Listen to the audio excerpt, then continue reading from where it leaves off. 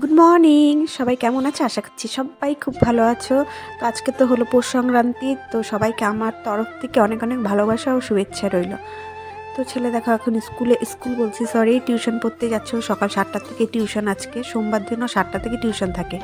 তো সকালবেলা আমি উঠে পড়েছি, উঠে ঘর বারান্দা সব ঝাড় দিয়ে সামনে জল দিলাম, দুটা রুম মুছলাম, মুছে এখন আমি স্নান করে নেব। এত ঠান্ডা লাগছে, দেখো চারিদিকটা কীরকম কুয়াশায় ভরে আছে। পাপা এখনো ঘুমাচ্ছে। আর এখন 1টা বাজতে, এইটা ফার্স্ট আছে 10 মিনিট, 7টা 35। সংক্রান্তির দিন মানে স্নান করার আনন্দটাই আলাদা, সকাল সকাল স্নান করার আনন্দটা। তো সারা বছর তো আমরা যেরকম সরস্বতী পূজায় সকালবেলা স্নান করি, এই পৌষ সংক্রান্তিতে সকালবেলা স্নান করি। আর যারা করে অনেকে তো সকালবেলাই করে না, কিন্তু আমি সকালবেলা স্নান করি না। বিয়ের পর থেকেই আমি বেলা করেই স্নান করি।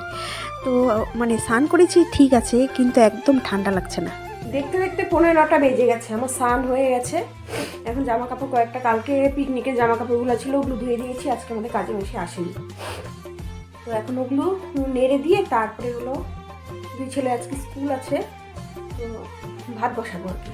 দেখো আমার এই চোখটার অবস্থা, ঠান্ডা লেগেছে, ফুলে গেছে একদম, এরকম লাগছে। তো দেখতে থাকো সারাদিন কী করছি। দেখো এখনও রোদ উঠেনি, কুয়াশা কীরকম, বাইরের দিকটা দেখো কুয়াশায় ভরে আছে।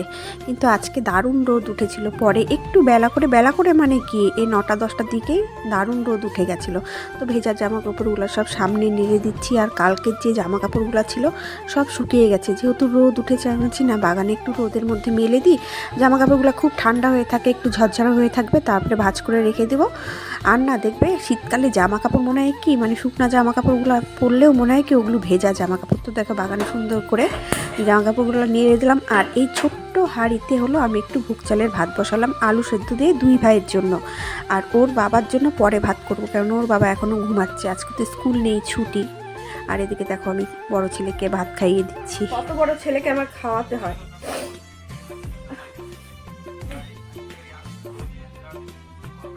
আরেকজনকে ডাকছি, বলছি স্কুলে যাবে না,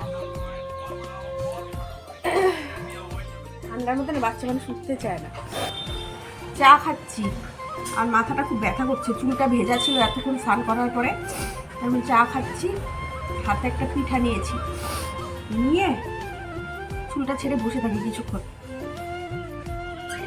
বাবাই যাচ্ছে, ছোটজন তো যাবে না। কান্না করে ডাকছি, যাবো না যাবো না, ভালো লাগে না।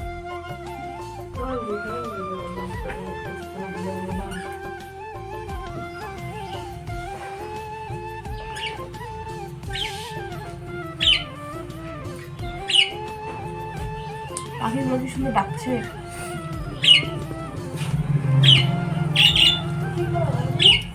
এই তো রোদে বসে আছি, নিয়ে যাস ভাই। Bye bye. এখানে মা দেখো এই যে চালের গুঁড়ো দিয়ে আঁকিয়েছে, সুন্দর রোদ উঠে গেছে এখন না। হ্যাঁ, শাশুড়ি মাও আমার মানে স্নান করে এদিকে পুজোর কাজ করছে, আর এদিকে দেখো আমি আলু সেদ্ধ করে ফুলকপি দিয়ে একটা তরকারি করে নেব সকাল সকাল। আর আমি ভাবছি কি আজকে রান্নাটা আমিই করবো। আর এদিকে দেখো আমার ভাতও হয়ে গেছে, আজকে একটা নিরামিষ তরকারি হয়ে গেছে, আর হলো বেগুন ভাজা হয়ে গেছে। তো আমি বলেছি যে এগুলো দিয়ে আজকে হয়ে যাবে, কেননা আজকে তো নিরামিষ। আর ফুলকপিটার মধ্যে না আমি কালকে যে পনির রেখেছিলাম, মানে সেদিন কালকে তো না পরশুদিন পনির রেখেছিলাম, কয়েক টুকরা রেখে দিয়েছিলাম বড় ছেলের জন্য, ও খেতে খুব ভালোবাসে আর কি।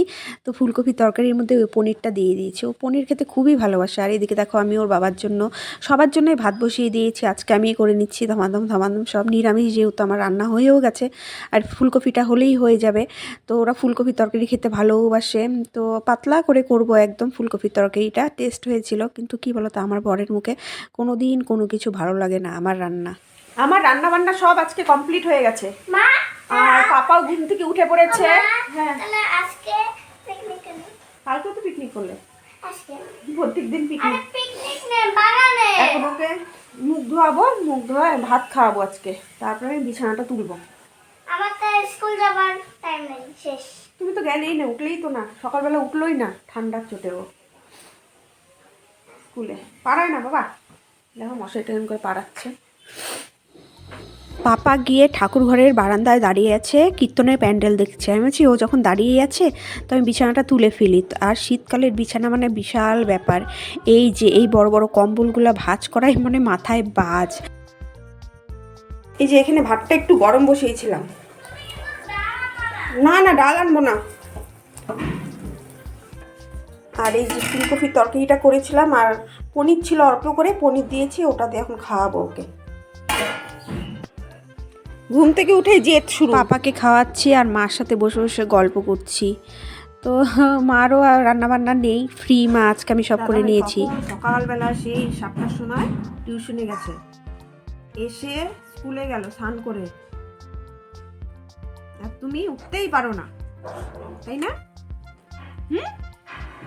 আবার দেখো বাগানে চলে আসলাম। তো জামা কাপড়গুলো সব নিয়ে যাব, এখন নিয়ে সুন্দর করে ভাঁজ করে রেখে দিব। দিয়েছিলাম মোটা মোটা প্যান্টগুলা, সেগুলো এনে আবার বাগানে দিলাম। সামনে আর রোদ নেই, আর এগুলো কালকে জামা কাপড়গুলা একটু রোদ লাগালাম, আজকে ভালো রোদ উঠেছে। তো এখনও সকালের খাওয়ার পর্ব শেষ হয়নি, এখন হলো ওর বাবা বাকি।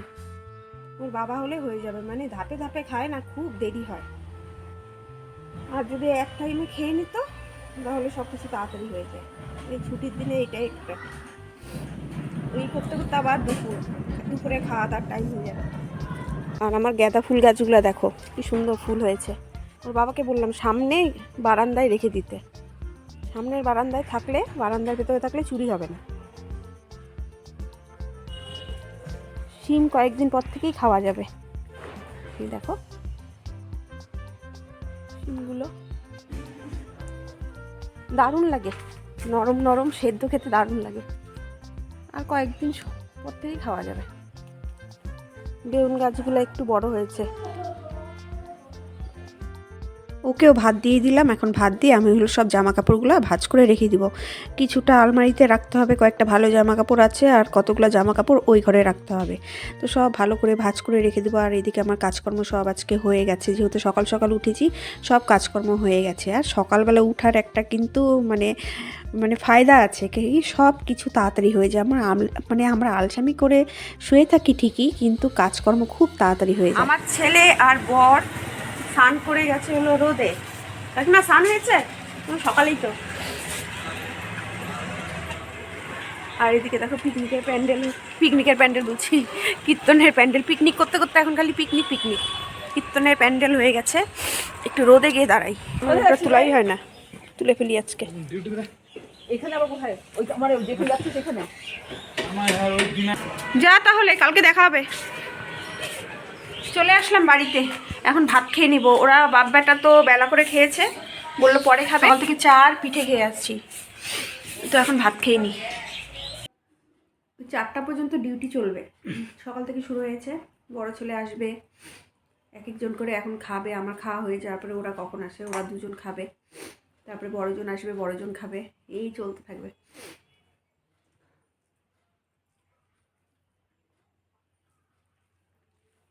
সবাই একসাথে খেয়ে নিলে ঝামেলা থাকে না, কিন্তু এক একজন এক এক টাইমে খাবে। ওই জন্য আমার শ্বশুর শাশুড়ি ওদের মতো ওরা খেয়ে নেয় দুজন একসাথে।